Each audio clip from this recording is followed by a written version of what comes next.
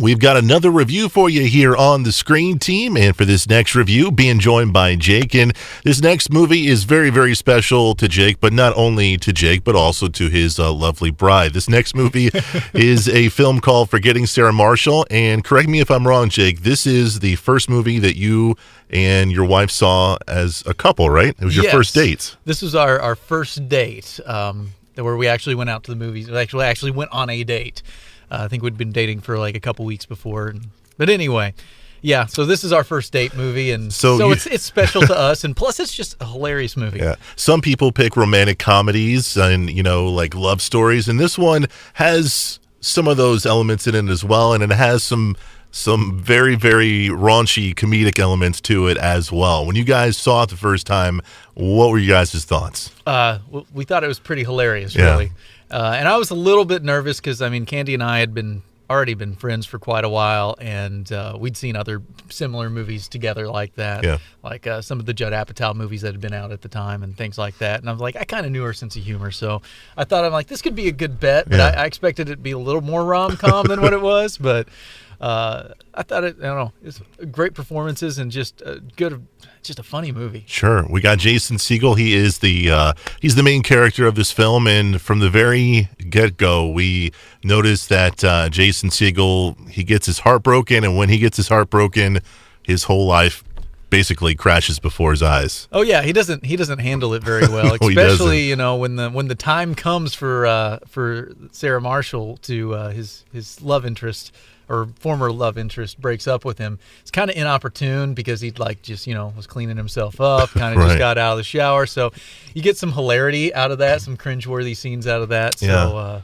the funny thing about that is Jason Segel, the guy who stars in this film, he also wrote the screenplay for this film, and this is loosely based on things that happened to him. And one of those things that happened was he got broken up with as he was getting out of the shower. So he was bare. Yeah. And one of his old girlfriends was like, "See you later, Jack." That's just, and it's more than symbolic. You can feel very vulnerable and exposed when someone breaks up with you, but he was literally vulnerable and exposed. Yeah. So, that's hilarious, and that's just in your first 15 minutes of the movie, and he kind of goes through a period.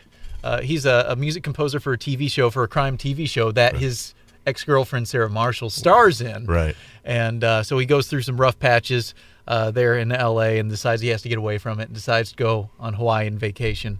And lo and behold, there's a big problem, right? There's a bit of an issue with that because Sarah Marshall's also on vacation in Hawaii. And not only is she there, she's there with her new beau, played by Russell Brand. Yes.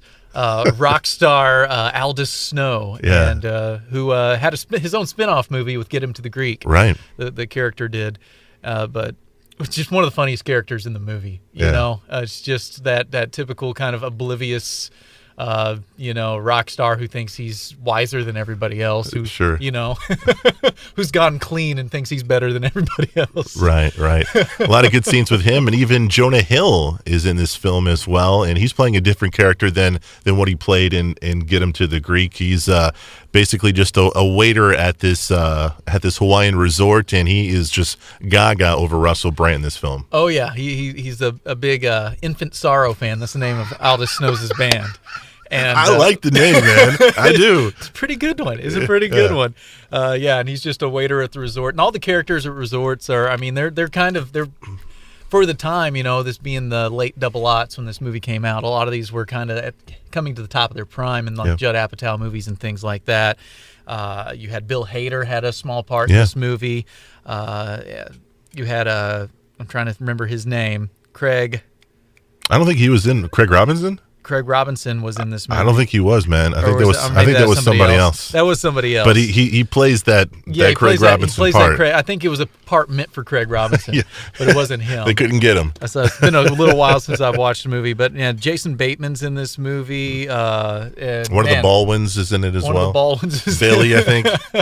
It's got a huge cast and some of them are just small parts and things like that. But the new love interest is played by. Now I can't think of her Mila name. Kunis. Mila Kunis. Yeah. And she's another worker at the resort, and they kind of have this kind of spur of the moment relationship, Yeah. starting out as just friends, and it just works out to be more than that. But And that's where a lot of the romantic comedy stuff comes in. Paul Rudd has a small character in this movie who is hilarious, has just a small part, just kind of a burnout surfer kind of guy who's pretty funny. And it's just, the basic principle is Jason Segel's character is trying to get over his breakup, kind of finds a new love interest, but his ex ends up on vacation on the same resort on the same island as him in Hawaii, and him just trying to avoid and keep running into each other, and him going through these situations trying to get over it. It's just it's just a great recipe for a funny movie. Favorite scenes? Oh man, at the very end of the movie. Some of my favorite scene in the movie, I think, is at one point in the movie, Mila Kunis takes Jason Segel's character out on a date, and he admits that he has been working on a Dracula musical that's going to be done with puppets, and she forces him to sing a song from it in the bar, and it's just like, he finishes it to crickets, and he gets into it and everything, but he ends up playing for crickets, and then that pays off later in the movie too. Sure. Yeah, that was one of my favorite parts as well. He's doing the Dracula voice and the whole thing. And Jason Segel had wanted to do a Dracula rock opera for a long time, so they took parts of what he'd written for that and put it in the movie. And the funny thing is one of the next films he ended up doing was the new Muppet movie. Yes. So it kind of had a lot of that came true for him. Yeah, it had a lot of that kind of same humor in it. Yeah. It kind of stretched behind what the Muppet movies had done in the past. They kind of modernized them for a little bit. And I got to say, I wasn't the biggest fan of the newer Muppet movie with Jason Segel. I mean, it had some really funny parts to it, but, I was wanting so much more. But, with a property like that, you probably run into restrictions with what you can do. That's true. That's very, very He true. He probably wanted to do a lot more. Yeah. But anyway. But Forgetting Sarah Marshall. Yes. It's funny. Yeah, if you've never seen it and you like a little bit, if you like any of the Judd Apatow movies, or just something it's slightly raunchy. It's not quite as bad as a lot of other R-rated comedies. Sure. That are kind of in the same vein. So the one negative thing I would say, if I could spit it out, is with Judd Apatow movies, and he produced this. They always just run just a hair too long for me. Yeah. I feel like they could just trim a little bit of the fat, and it could be tightened up just a little bit more. But that's just a minor gripe. Other than that, it's a good film. I think so too. I think there's probably some scenes that could be trimmed out that really don't serve a funny purpose or an emotional purpose. They're just kind of a there scene. Sure. Movie's called Forgetting Sarah Marshall, and make sure you check it out. All right. And remember, we are the Screen Team. We want you to know before you go.